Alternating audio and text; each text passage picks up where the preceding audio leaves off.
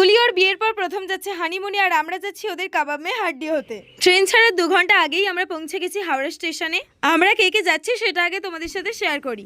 Ranjan, Rocky, এটা আমার একটা বোন, ভাই সৌরভ, আর এছাড়াও দুজন এখনো এসে পৌঁছায়নি। তো আমরা সবাই মিলে হাওড়া স্টেশনের ভিতরে ঢুকে গেলাম। প্রথমেই আমরা যাব দিল্লিতে, ওখান থেকে চণ্ডীগড়, দেন মানালি। এন্ট্রি নেওয়ার সাথে সাথেই প্রথমেই আমাদের ব্যাগগুলো চেকিং হলো। আর এই দেখো তুলি আর সন্তুদাও চলে এসেছে।